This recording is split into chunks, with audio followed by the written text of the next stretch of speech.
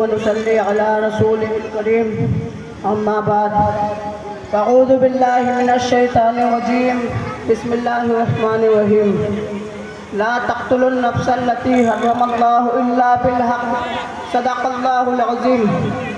رلاتی ہے تیری حالت اے مسلمان مجھ کو، رلاتی ہے تیری حالت اے مسلمان مجھ کو، کہ عبرت خیز ہے تیرا فسانہ سب فسانوں میں۔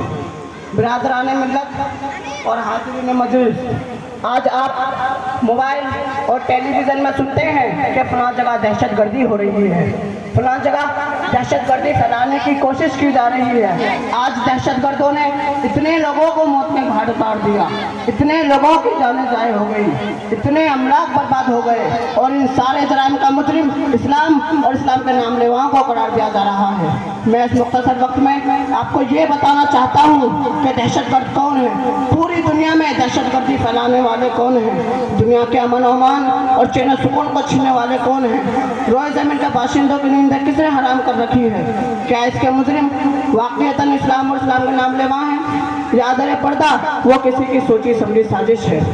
دوستو اور اسلام کے پروانوں، اسلامی تاریخ کے مطالعہ کرنے والے جانتے ہیں کہ اسلام نے ہمیشہ امن اور شانتی کی دعوت دی ہے، صلح و آشتی کی دعوت دی ہے، آپسی محبت و الفت کی دعوت دی ہے، اخوت و بھائی چارگی کی دعوت دی ہے، میل و ملاپ اور خیر سگالی کی دعوت دی ہے، نصیحت و خیر خواہی کی دعوت دی ہے، ظلم و زیادتی سے روکا ہے، فتنہ و فساد سے روکا ہے، حق تلفی اور حق ماننے سے روکا ہے، خواہ مخواہ کے نزاعات سے روکا ہے۔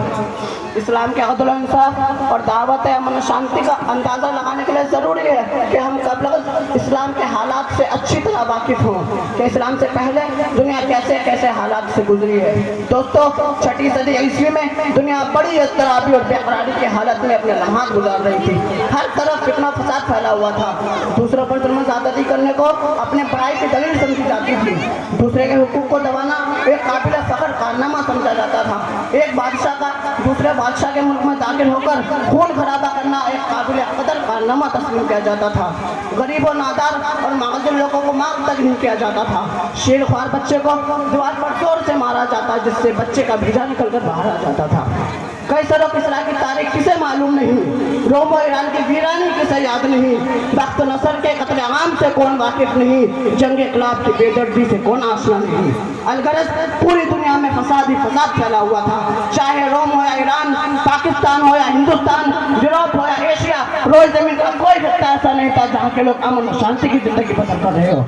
اسی حالت کو بیان کرتے ہوئے قرآن کریم نے کہا ہے ظہر الفساد فی البر والبحر بما کسبت ایدی الناس۔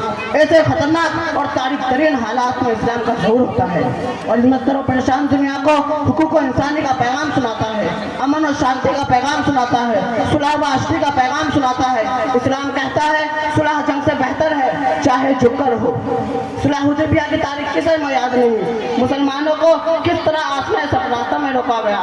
قرآن کریم کہتا ہے ناجائز کسی کو قتل کرنا جائز نہیں، کسی کے املاک کو ہلاک کرنا جائز نہیں، کسی پر ظلم و زیادتی کرنا فساد اور دہشت گردی ہے، اور اللہ تعالیٰ فساد اور دہشت گردی کو پسند نہیں فرماتا۔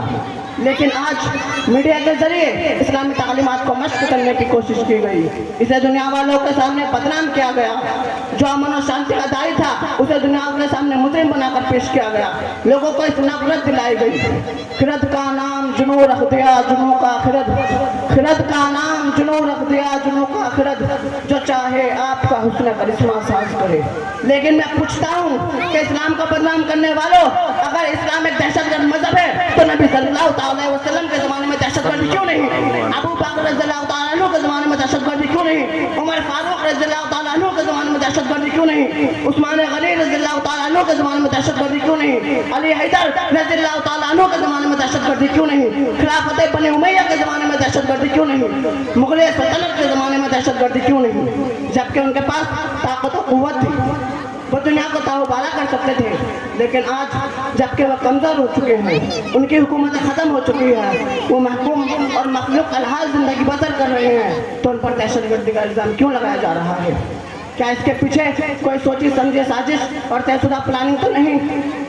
روئے زمین کے مسلمانوں کے خون سے ہولی کھیلی گئی، مسلمان عورتوں کی عزت و عصمت کو پامال کیا گیا، ان کے آبرو ریزی کی گئی، ان کے دامن حیا کو تار تار کیا گیا اور کیا جا رہا ہے، لیکن کہیں سے اس کے بندش اور روک تھام کی آواز نہیں اٹھ رہی ہے۔ میڈیا میں کبھی یہ نہیں کہا جاتا کہ ان پر ظلم و زیادتی ہو رہی ہے، ان کے آبرو ریزی کی جا رہی ہے۔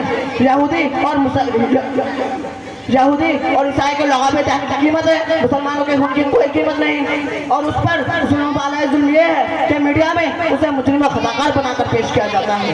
لہٰذا پہلے یہ طے کرو کہ دہشت گردی کسے کہتے ہیں۔ کیا جان و مال کی حفاظت کا نام دہشت گردی ہے؟ عزت و آبرو کی حفاظت کا نام دہشت گردی ہے؟ اپنے وطن سے محبت رکھنے کا نام دہشت گردی ہے؟ اپنے وطن پر قربان ہونے کا نام دہشت گردی ہے؟ جائز حقوق کے مطالبہ کا نام دہشت گردی ہے؟ ظلم و ستم کے خلاف آواز اٹھانے کا نام دہشت گردی ہے؟ دنیا میں انصاف قائم کرنے کا نام دہشت گردی ہے؟ اگر تم اسی کو دہشت گردی کہتے ہو تو فخر سے کہتے ہیں کہ ہم دہشت گرد ہیں، لیکن دہشت گردی اسے نہیں کہا جاتا، بلکہ کسی کے انسانی حرمت کو آواز کا سلب کرنے کا نام دہشت گردی ہے، کسی کے انسانی حقوق پر ڈاکہ ڈالنے کا نام دہشت گردی ہے۔ آؤ اسلام پر دہشت گردی کا بہتان لگانے والوں، اب بتاؤ بوسنیا میں دہشت گردی کس نے پھیلائی؟ بلقان میں دہشت گردی کس نے پھیلائی؟ سوڈان میں دہشت گردی کس نے پھیلائی؟ ابھی حال ہی میں فلسطین میں دہشت گردی کس نے پھیلائی؟ گجرات میں دہشت گردی کس نے پھیلائی؟ کشمیر میں دہشت گردی کس نے پھیلائی؟ افغانستان میں دہشت گردی کس نے پھیلائی؟ سرزمین فلسطین کا چپا چپا گوشہ گوشہ مسلمانوں کے خون سے رنگین ہو چکا ہے، لاکھوں عورتوں کی عزت و عصمت پامال ہو چکی ہے، کروڑوں بچے یتیم ہو چکے ہیں، ہزاروں مائیں بیوہ ہو چکی ہے، کتنے گھر ویران ہو چکے ہیں، لیکن کہیں سے اس کے بندش اور روک تھام کی آواز نہیں اٹھ رہی ہے۔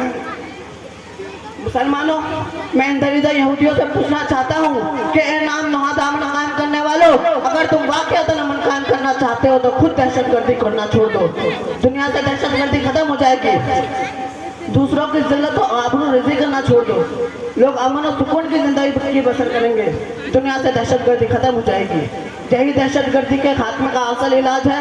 اللہ تعالی ہم سب کو اور دنیا کے تمام مسلمانوں کو دہشت گردی سے بچنے کی توفیق عطا فرمائے، آمین۔ وما علینا الا البلاغ۔